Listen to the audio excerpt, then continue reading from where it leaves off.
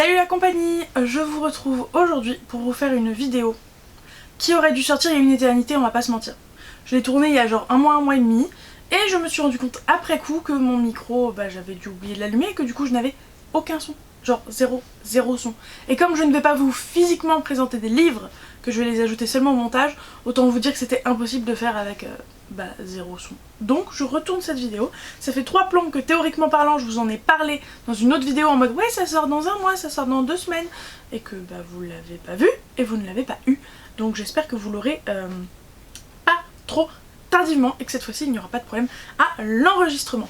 De quelle vidéo il s'agit si vous n'avez pas suivi les dernières vidéos? Il s'agit de la vidéo où je vous annonce, entre gros guillemets, les 41 séries que j'ai décidé d'abandonner parce que, comme j'en ai parlé dans cette vidéo là, en fait c'est dans celle-là que je parlais de celle-ci, et inversement, j'ai dégagé des livres de ma palle et j'ai dégagé pas mal de livres de ma bibliothèque, et du coup en fait ça passe aussi par le fait d'abandonner certaines séries que je sais que je ne continuerai pas, ou que je ne continuerai pas avec enthousiasme en tout cas. Voilà. Donc j'ai décidé de bazarder plein de trucs parce qu'il y a plein de raisons, et on va tenter d'être positif dans la vie. La dernière fois je vous balançais les séries comme ça, une espèce de listing, et je vous donnais les raisons une à une. Là j'ai mis du surligneur sur ma petite fiche, ok, et comme ça je vous fais d'un coup toutes les séries que j'abandonne pour telle raison, d'un coup toutes les séries que j'abandonne pour telle autre, etc. Sauf évidemment ma catégorie carte blanche où ça colle pas trop à une majorité des séries. Bref, on va se lancer tout de suite dedans, et première raison pour laquelle j'abandonne des séries, malheureusement les séries qui n'auront pas de suite. Qui n'auront pas de suite, ou alors on se demande s'il y en aura une parce que ça fait trop longtemps que c'est sorti le précédent. Donc, dans cette série, nous avons tristement Au service de Sa Majesté la Mort, de Julien Hervieux, si je dis pas de bêtises. Et c'était vraiment une série que je trouvais novatrice, que j'aimais bien et tout, originale, mais malheureusement, l'auteur n'a pas eu assez de succès avec cette série, et du coup je crois que la maison d'édition a décidé de ne pas publier la suite qui aurait dû avoir lieu. Tant pis. Même chose avec La Déferlante de chez PKJ, c'est sûr, mais alors l'auteur je l'ai plus. Mais de toute façon, je vous mets tout juste à côté en photo, et comme d'hab en barre d'infos. Donc là j'ai pas du tout. J'avais gagné le premier tome en concours sur la chaîne de Simi, des loisirs de Simi à l'époque, je sais plus si elle existe toujours, je sais pas si elle a changé de nom. Mais en tout cas j'ai pas vu de vidéo d'elle depuis une décennie et demie.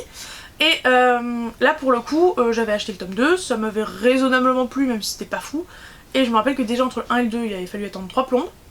Mais alors je n'ai jamais entendu parler d'un tome 3 en France. Maudit Cupidon, alors il y a quand même plusieurs raisons, mais effectivement Maudit Cupidon, on s'est arrêté à 3 tomes, 4 tomes, je sais plus. Ce n'est pas une fin de série clairement quand tu le lis, mais j'ai jamais entendu parler d'une suite. Alors est-ce qu'il n'y a pas eu de traduction ou pas eu à l'origine, ça je sais pas, mais... Le Dernier Jardin, alors là c'est un petit peu différent parce que c'est plus une question de format. Parce que moi j'ai acheté le premier tome en poche, je l'avais acheté au SLPJ, à l'époque j'avais demandé est-ce que c'était une intégrale ou est-ce que c'était juste le premier tome, on m'avait dit non je crois que c'est le seul tome, ça doit être une intégrale du coup. Bah non, c'était le premier tome et la suite n'est jamais parue en poche. Et les grands formats maintenant à mon avis sont introuvables parce que c'est vraiment une vieille série. Déjà les poches, enfin le premier tome en poche, ça m'étonnerait qu'il soit trouvable facilement, mais alors les grands formats laissez tomber. Pourtant c'était plutôt pas mal et ça partait sur une bonne base de bonnes dystopies comme je les aime. Tant pis. Exactement dans le même genre, vous avez Rebelle du désert dont j'avais acheté le premier tome en poche et la suite n'a jamais été publiée en poche. Alors je crois qu'il y a pas si longtemps ou dans pas si longtemps ils vont publier ça en intégrale, mais si un jour l'envie me revient je saurai qu'il y a l'intégrale de dispo avec tout dedans cette fois-ci. Mais en tout cas c'est pas dans les plans quoi. Agatha Witch, j'avais le deuxième tome dans ma palle donc forcément vous m'avez vu en parler dans la vidéo qui était là-haut tout à l'heure. Le premier tome était top, m'avait beaucoup plu. Le deuxième tome j'ai attendu très longtemps pour le lire pour au final découvrir que ce n'était pas une duologie et qu'il n'y aurait pas de suite, en tout cas pas en français. Donc je vois pas l'intérêt de poursuivre pour au final s'attacher plus au personnage, plus à l'histoire pour ne pas avoir la fin. Débile. J'ai dégagé. Je mets aussi les aventures d'Aldwin, je sais plus et j'ai mal écrit, Elena de Estelle Faye en BD parce que je les avais en BD et j'ai l'impression qu'il n'y aura pas de suite en BD. Et l'histoire était sympa mais pas suffisamment pour que je me dise allez viens je recommence tout en roman quoi. Il y a une maison d'édition qui a sorti assez rapidement des titres en BD qui m'ont beaucoup plu, en tout cas esthétiquement parlant, que j'ai lu et je n'entends plus jamais parler de cette maison d'édition. Alors est-ce qu'elle a fermé? Est-ce qu'elle ne publie plus ces séries là? J'en sais rien. Mais du coup les deux séries c'est Sleepless Domain et Blind Springs. Sleepless Domain à jamais dans mon cœur, mais je n'aurai jamais la suite et ça me brise le cœur justement. Et enfin, L'Auberge entre les mondes de Jean-Luc Marcastel, qui pareil, il y a eu 2 tomes. Où est l'éventuelle suite? Allez savoir. Bon alors vous l'avez constaté, je fais pas les résumés mais ça paraît évident, je vous l'ai dit, j'ai 41 séries à vous annoncer que je dégage, donc forcément ça fait beaucoup. Mini catégorie, la catégorie pour moi c'est fini en fait. Premier exemple, et vous allez comprendre, les étoiles de Noced. En fait vous avez 3 tomes des étoiles de Noced et après vous avez 2 tomes les origines. Je sais pas si les origines c'est vraiment une espèce de préquel qui a été mis après, mais en tout cas pour moi la trilogie se suffit, basta, moi je m'arrête là. Voilà. D'autant plus qu'à ma connaissance les graphiques ne sortent, enfin il n'y aura pas les origines en graphique, comme je les ai achetés moi, donc si c'était pour dépareiller la série c'était hors de question.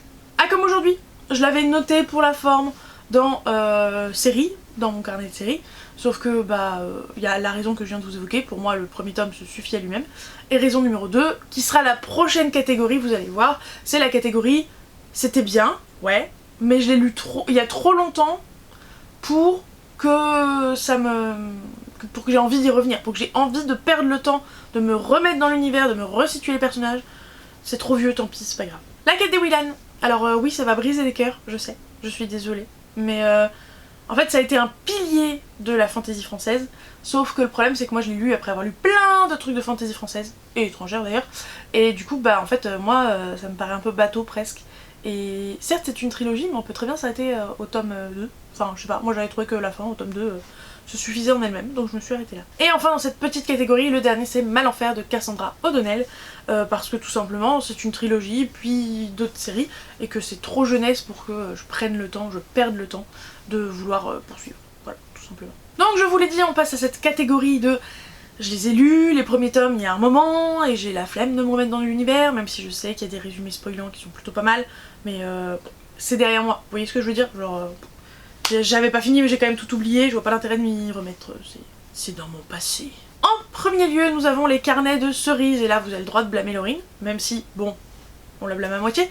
Ce sont des BD très jeunesse, et en fait Laurine était un peu dans cette période où elle commençait à en avoir marre du graphique, elle lisait plus trop de graphique, et en plus c'était plus jeunesse que sa tranche d'âge, et vous savez quand on est adulte, on n'a pas trop de mal à lire des trucs jeunesse, et à différencier entre guillemets les deux, et à se dire bon je lis pour les plus jeunes, je dois pas avoir les mêmes attentes. Non, elle était dans sa période un peu pré-ado-ado où justement vous faites pas trop la différence et du coup vous trouvez que ça fait bébé et voilà. Donc elle n'a pas eu jusqu'au bout les carnets de cerises et moi j'ai pas eu la volonté de les lui racheter, slash de les acheter pour elle, slash de me les acheter pour moi. Jeu de patience. J'étais presque au bout, il me manque un tome, j'avais regardé il y a pas si longtemps, et j'étais en mode ouais mais non mais j'ai oublié tous les autres, alors oui c'est des romances, oui c'est censé être indépendant, mais ça reste le dernier, donc je pense que dans le dernier l'autrice aurait fait exprès de refaire revenir les persos pour qu'on les croise un minimum, et j'étais en mode pas la foi. Pas la foi. La série Autre Monde que j'aurais pu pour le coup mettre dans la catégorie d'avant, c'est je crois 7 tomes dans la série, et moi j'en ai lu 3, on pourrait s'arrêter à 3 là où je me suis arrêtée, et j'ai beaucoup trop peu de souvenirs pour reprendre. Mais c'était vraiment très bon par contre. Les Chroniques Homérides de Alison Germain, donc Lily Bouquin. Aucun souvenir ou presque, j'ai lu le premier tome il y a l'année de sa sortie je pense, ou l'année d'après grand max, et c'est sorti il y a très longtemps, et c'est une trilogie, je n'ai lu que le premier tome, et je flemme. Lena Wilder, là c'est très dommage parce que j'avais bien aimé plein de trucs, mais il faudrait clairement que je relise le premier tome pour lire la suite, donc non.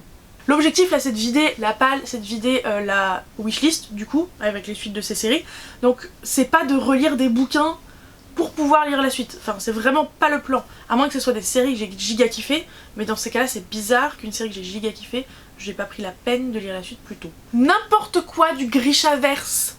Ok, j'arrête les frais. Je sais qu'il y en a plein qui aiment, mais je sais aussi qu'il y en a plein qui n'en ont rien à péter ou qui n'ont pas aimé plus que ça. Voilà. Donc ça dégage. Grisha, j'ai lu le premier tome, ça dégage. Six of Crows, j'ai lu le premier tome, ça dégage aussi. Et je ne lirai rien d'autre du Grishaverse. Je dis pas de l'autrice, mais du Grishaverse c'est non. Et si vous entendez le jardinage dans le parc à côté, je suis désolée. Et enfin le tout dernier, et qui avait du potentiel, mais stop. C'est Les Bones Tunnels d'Oksana Hope, si je vous dis pas de bêtises. Et là j'aimais bien le résumé, même si c'est un peu bateau quand même, il y en a quand même quelques-uns, où c'est une uchronie où le Troisième Reich a réussi son coup et Hitler est... Je sais plus s'il est encore au pouvoir, mais en tout cas ses mœurs sont toujours là. Et vous me direz, je crois que c'était à notre époque. Alors, quelqu'un qui était au pouvoir dans les années 30-40 sera un peu mort d'ici là. Mais bref, vous avez l'idée. Et c'était intéressant, sauf que j'ai tout oublié. Et en plus, ils étaient durs à se procurer, donc... Dernière catégorie, avant la catégorie fourre-tout. La catégorie, c'était pas fou. En tout cas, ça m'a pas suffisamment plu pour que je me dise, vas-y, continue. Voilà. Je me suis dit, quitte à arrêter plein de séries, arrête aussi toutes ces séries dans lesquelles t'es pas fondante, t'en as rien à faire, enfin ce genre de choses. En premier lieu, nous avons l'école des petits monstres, parce que je vous l'avais dit, il me laissait un mauvais goût sur la langue. J'étais vraiment en mode, il y a une mini-histoire sur 5 ou 6 qui me plaît à chaque fois. Ça dégage. The Ice Guy and the Cool Girl. J'ai pas vu plus d'intérêt que ça. Et en plus, à chaque début de strip, parce que chaque chapitre est indépendant, à chaque début vous avez un résumé de la situation et flûte. Dans un magazine, il n'y a pas de souci, mais alors vraiment dans un manga où il n'y a que eux, non. L'attaque des dragons, qui a été notre tout premier livre rémunéré, comme partenariat rémunéré, oui c'est peut-être mieux. J'ai même pas les bons termes, c'est dire si je suis une booktubeuse en carton. Bref, c'était pas bon quoi. C'était vraiment pas bon. Et quand c'est pas bon et que tu fais des retours à l'auteur en lui disant bah le style d'écriture ça serait peut-être à revoir, faudrait peut-être penser à faire ça, parce que tu restes une lectrice, une assez grande lectrice quand même, j'estime que ça fait pas loin de 20 ans que je lis des livres. Donc bon, on peut estimer que j'ai suffisamment de background, entre gros guillemets, pour de pouvoir donner 2-3 conseils d'écriture. Enfin, ça dépend encore, bien sûr, mais là, dans ce cas-là, oui, je pouvais en donner. Et quand on me dit non, mais non, je prendrai pas tes conseils parce que c'est mon style et puis c'est tout, je dis d'accord, bah reste dans ton style alors, mais je lirai pas la suite. Donc voilà, je sais même pas s'il a été publié ou pas le tome 2. Parce que de toute façon c'est de l'auto-édition, et qui nous a dit que concrètement il retravaille sur son premier tome pour le republier, et le republier, et le republier. Donc va-t-il passer un jour au deuxième tome? Allez savoir. À l'année prochaine,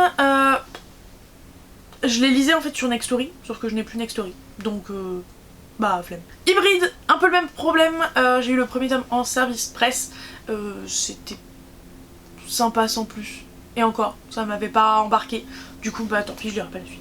L'école des rêves, je sais plus comment je l'avais eu celui-là. Je crois que je l'avais pris en occasion. Ouais, je crois que c'est ça, c'était de l'occasion. C'est sympa, mais c'est trop jeunesse et pas assez fouillé. Mais c'est normal, c'est très jeunesse pour que je m'y accroche. Même chose avec le tableau magique, et là c'est vraiment de la première lecture. J'avais découvert les 2 premiers tomes parce que j'étais en partenariat avec la maison d'édition, parce que je crois que c'est Scrigno. Et bah c'est très bien, hein, mais c'est juste pas du tout pour ma tranche d'âge. Et là pour le coup, les premières lectures, je vois vraiment pas l'intérêt de continuer une série. Enfin, je veux dire, maintenant que je sais que c'est une bonne série, je peux la conseiller en librairie par exemple, on va s'en tenir là. C'est pas comme s'il y avait une histoire vraiment à suivre avec un début, une fin, un milieu. Les outrepasseurs, ça rentre dans un peu toutes les catégories les outrepasseurs, sauf c'est plus publié, parce que c'est une série terminée normalement, mais là pour le coup vraiment, j'ai mis une éternité entre chaque tome, ce qui fait que j'oubliais, la série me plaisait pas plus que ça, mais je continuais quand même parce que je suis une grosse bourrine, bref, ça n'allait pas. Donc les outrepasseurs, j'ai arrêté. Made in Abyss, c'est un manga pour le coup, qui avait l'air très bien, mais littéralement je suis sortie avec un mal de crâne suite à ma lecture, et j'ai pas envie d'y revenir en fait. C'est pas une question de c'était pas bien, c'était pas assez bien, ou ça m'a pas captivé, c'est une question de je veux pas y retourner, pourquoi je m'emmerderais? Avec Note en contraire, c'est un tout petit peu différent, j'ai pas envie d'y retourner, ça c'est sûr, mais par contre j'avais quand même bouffé les 4 premiers tomes, sur une série de 8 ou 12, je sais plus. Donc c'était pas si mal, mais en fait je les avais achetés à leur sortie à chaque fois, lu les 4 d'un coup, et après il n'y en avait plus d'autres de sortie, et il s'est passé trop de temps pour que je m'y remette. Otaku, manga aussi, et là c'est une tranche de vie qui ne me plaît pas suffisamment pour que je la poursuive, tout simplement. Le jour où c'est des bandes dessinées de développement personnel, et le développement personnel ça va bien 2 minutes, j'ai déjà genre 5 ou 6 tomes je crois, ou 4 ou 5 je sais plus, pas pour autant que je me les bazarderais, mais je vais arrêter de me les acheter parce que je ne les lis pas avec un grand plaisir. Les sortilèges de Zora, bande dessinée aussi, jeunesse là pour le coup, et j'avais dit que je continuerais de laisser une chance à la série si le 2e tome était mieux. Le 2e tome a été mieux, mais en fait pas envie de perdre mon temps et mon argent là-dedans. C'est pas suffisamment bien pour en tout cas. Le printemps suivant, mélange entre ça fait trop longtemps et m'en fous un peu. De Margot Motin si je dis pas de bêtises, parce que j'ai jamais été grande fan de Margot Motin, donc je peux très bien m'en passer. Et enfin les BD Sapiens qui me prenaient beaucoup trop la tête, quoique très intéressantes parce que je l'ai déjà dit 12 000 fois, j'adore la non-fiction, y a pas de souci, enfin j'adore, j'en lis pas beaucoup mais vous allez comprendre, tout se boucle. Je n'ai aucun problème avec la non-fiction, mais l'intérêt de la non-fiction c'est de retenir des informations. Je n'ai pas de mémoire, je ne retiens absolument rien. Donc je ne vois pas l'intérêt de continuer cette série qui, certes sur le moment m'intéresse, certes je vais garder les infos une semaine dans mon cerveau et après c'est parti, ciao, bonsoir. Je ne vois pas l'intérêt de perdre du temps et de l'argent à lire des choses qui ne serviront à rien, voilà.